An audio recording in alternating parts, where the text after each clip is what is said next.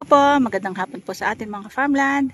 Kami po ay may iba-vlog na property located po dito sa barangay ng Longos, Kalayaan. So kung makikita nyo, ayan po yung kalsada, ayan po yung way papuntang baba, Petron 7-Eleven.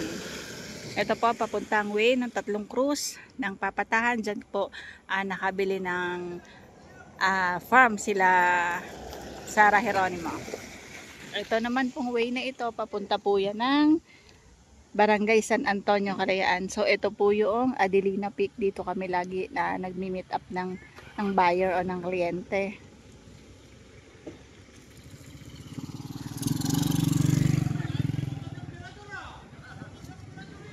Ayun. Yan po yung papuntang Longos or Bayan.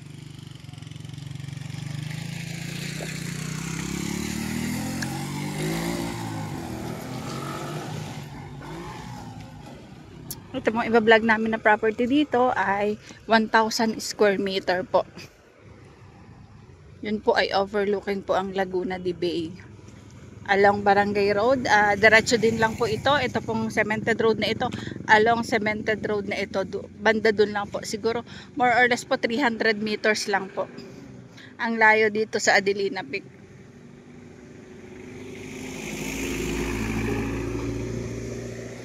Ayan, kasalukuyan po kasi kaya madaming truck. Meron po ditong ginagawang windmill. So ngayon po naupa po ang Santa Clara Builders dyan po sa Adelina Peak.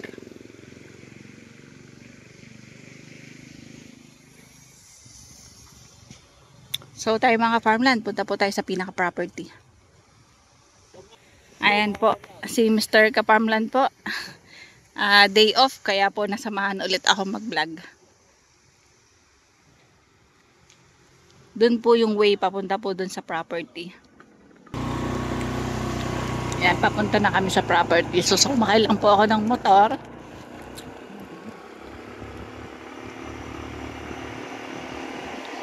Mga 150.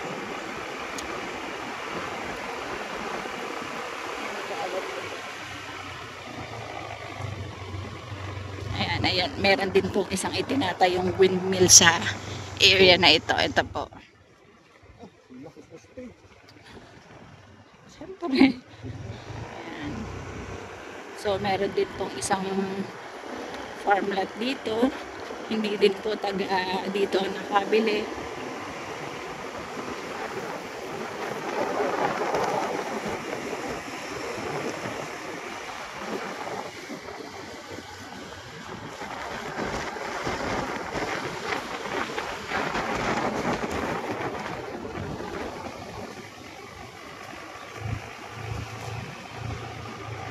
Ayan, ito na po yung pinaka-property.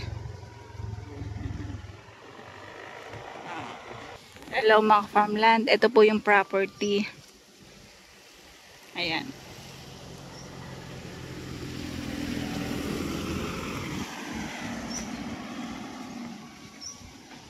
Yan po yung pinaka-property.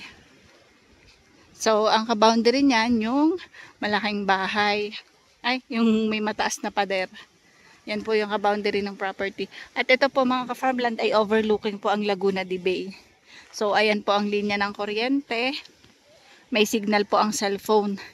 At saka internet connection. So, soon, mga nahilera na po dyan ang mga windmill. Yan po yung papunta po ng Tatlong Cruz or ng Paete. Ito po ay 1,000 square meter mga ka-farmland. Titulado din po. Ayan po, ang kagandahan po dito sa mga naghahanap po ng maliit na lote. Ito po ay titulado po ito at along Barangay Road. So, may linya po ng kuryente. Yung pinaka-source po ng tubig dito, wala pa pong source ng tubig. Mga kalimitan po ay deep well. So, ito mga farmland, papunta po doon. Nandun po ang overlooking. Kasalukuyan nga po ay masukal po ito kasi yung po may-ari ay matanda na kaya po nagbebenta na po ng property. Hindi na siya nakakalakad pero ang kanyang pag-iisip ay matino pa. So, para na din po sa kanyang pagtanda, pagpapagamot, kailangan po niya magbenta ng property. Magbabawas po ito kasi po, yan ay sa mga anak niya.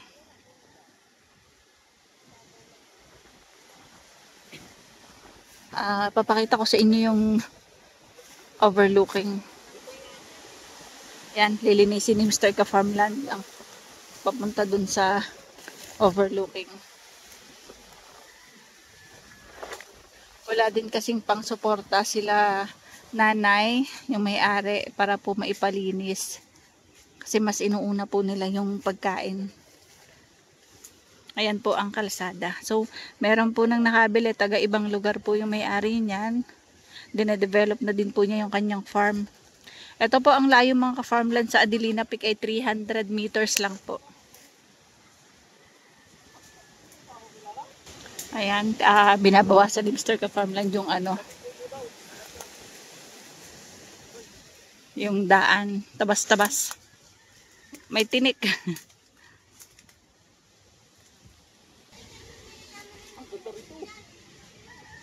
Ayan o, ayan. Ang source po ng tubig dito, mga farmland, ay nagpapa-deep well po. Kagaya na sila, mga nagpa-deep well po yan. Yung mga may-ari dyan sa kabilang farm. Ayan po ang poste. So, linya ng kuryente. Ito po ay busy road. Madami pong nadaan dito ng mga sasakyan. Ayan mga ka-farmland, maganda itong property pag po ito'y nalinisan. Kasi po medyo pa-slow po dito sa mataas. Ganda ng resort.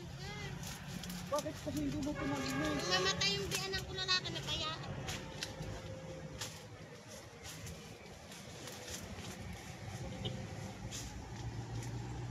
Ayan, maganda po dito sa pwesto namin. Ito po ay overlooking. Ayan po yung kabilang farm. So, may bakod po ito na cyclone wire. Ayan.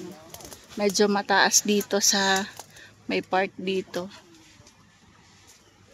Yan po yung bahay sa kabilang property. So, kung nalinis po, ganyan din po ang resulta sana.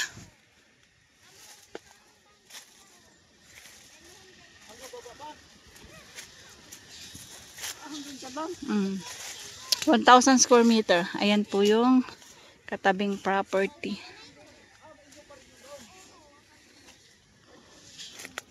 Overlooking po Laguna de Bay. Tsaka ayan po yung mga bundok. Ayan mga ka-farmland. Ito po yung pinaka-property. Nandito kami sa taas. Ang ganda dun sa kabila mga ka-farmland. O nilinis. Linis yung farm na nandoon. So, ayan po yung linya ng kuryente. Nandyan po yung kalsada. Ito na yung pinaka-property. So, mataas dito mga ka-farmland. At kita po ang Laguna de Bay. Pupunta ako doon. Nagtatabas lang si Mr. Ka-Farmland para sa daan.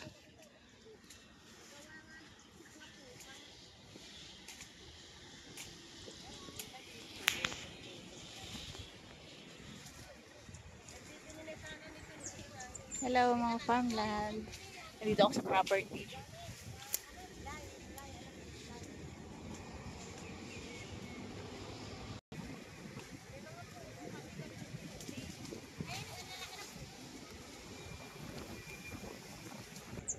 Mga ka-farmland, ayan po yung Laguna de Bay, yung lake. So, hindi lang po natin makita kasi gawa po ng mga puno, tsaka po masukal. Basta nandyan po yung yung Laguna de Bay. Basta matatanggal lang po yung mga yan. So, kung sakali man po na may gustong mag-viewing para dito sa property na ito, message nyo lang po si Ka-Farmland TV. Yan, hindi lang po makita yung pinaka-overlook sa yung Laguna de Bay kasi ang taas po ng puno. So, dapat po ay dilinisin. Tatanggalin po yung mga nakaharang para po makita yung Laguna de Bay. So, dito sa Toktok, na dito kami sa mataas na part. Yan po, mountain view po. Yung isang farm na yun, sobrang linis.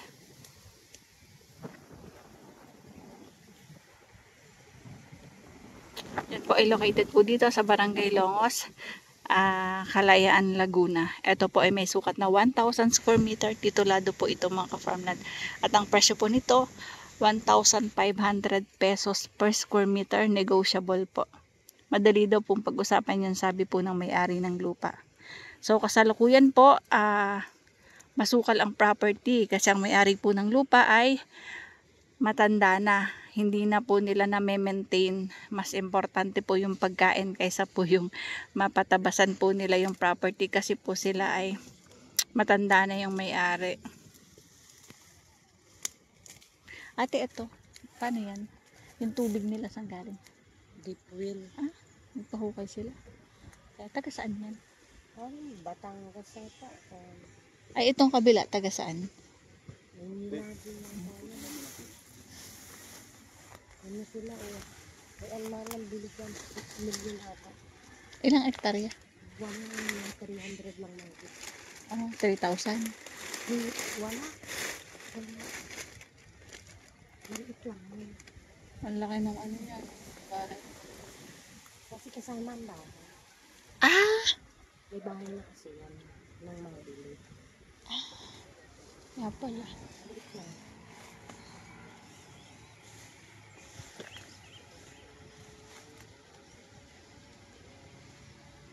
Ayan po, meron pong bahay sa kabila.